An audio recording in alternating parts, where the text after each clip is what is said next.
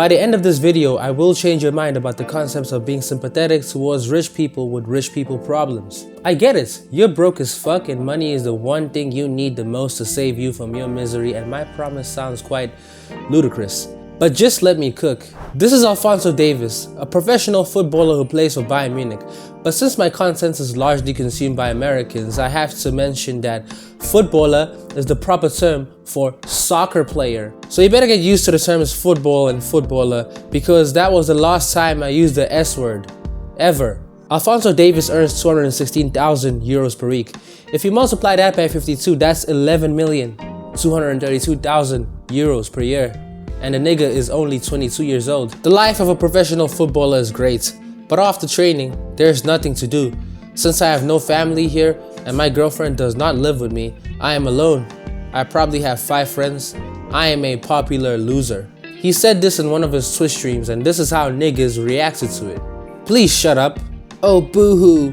What a joker. Wow. What struggles he's facing. These people need to stop acting all spoiled as fuck and learn to be grateful in life.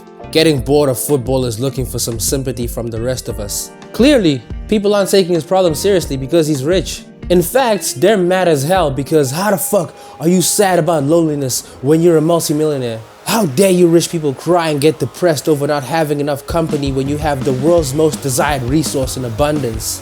Right? Well, not quite. What if I told you that a poor person who's extremely depressed because he's poor and a rich person who's extremely depressed because he has no genuine people that would care about him if he wasn't rich experience an equal amount of suffering? You probably think I'm crazy after saying that, but I just need you to let me cook a little longer. It'll make sense, I promise. Let's say the poor nigga has been poor for 25 years and the rich nigga has been rich for 25 years and they're both 45 years old. The rich guy has been rich for more than half his life. Therefore, his financial state has been engraved within his subconscious and controls a significant portion of his worldview. Same goes for the poor guy, except it's poverty that's been engraved in his subconscious. The rich man has been rich for so long that buying a Lamborghini evokes the same emotions that the poor man feels when he gets on the bus after a day of work. The feeling of nothingness. That's because the rich guy has been buying Lamborghinis for years now and it's become so normal to him. Just like how the poor guy has been getting on the bus for years now and it feels so normal to him. Let's give these two characters names. I'll call the rich dude Bravo and the poor guy Testicle. The polarizing difference in their names is a lesson that society ostracizes the poor and treats them significantly worse than the rich. Not that Bravo is a cool name or anything, it's still goofy as fuck.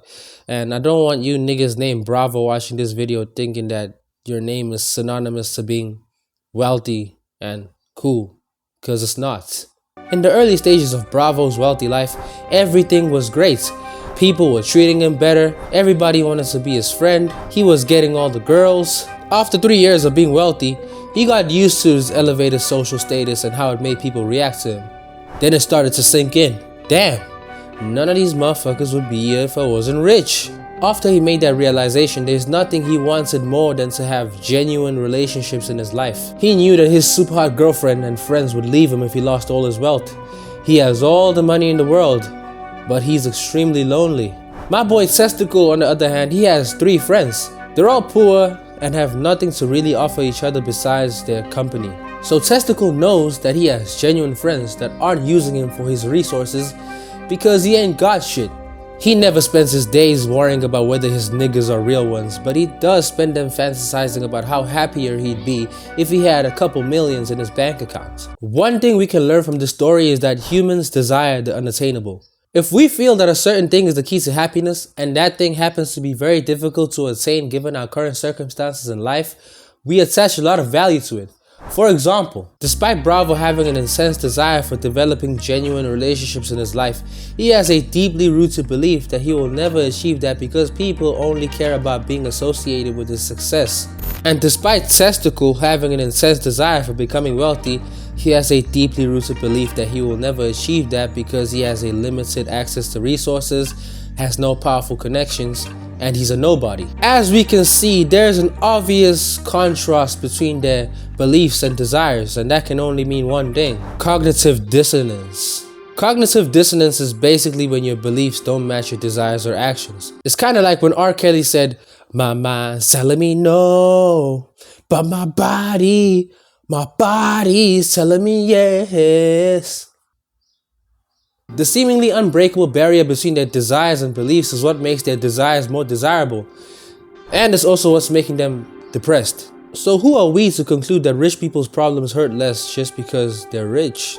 The only reason people react the way they do to rich people's problems is because they're viewing them from their own perspective that is forged from personal experiences. If all you know is being broke, you're gonna view money as this magical resource that makes it near impossible to spend most of your days unhappy, just like my boy Testicle did.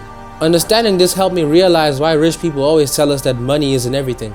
At first, I'd be furious whenever a rich person said this shit, and I just think to myself, of course you'd say that shit because you just want to deceive us brokies and flex on us. J. Cole expresses this message perfectly in his song Love Yours, and you can't really call bullshit because J. Cole has been a poor man and he's been a rich man. He was just trying to tell us brokies that being rich isn't all that it's made out to be. KSI also once said, money doesn't buy happiness, it can only rent it. Money doesn't buy happiness, but you need to be rich to fully realize this. That statement is ironic coming from a nigga who's not rich yet, making an argument about how money doesn't make problems less bearable and keep you infinitely happy.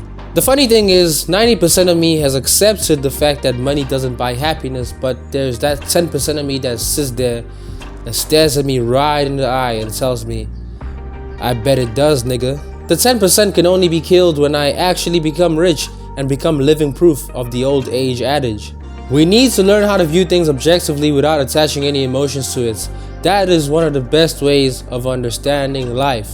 If you enjoyed watching this video, you might enjoy watching the video that's on the screen right now. And of course, thank you for watching. And I still rather cry on a Lamborghini than on a bus.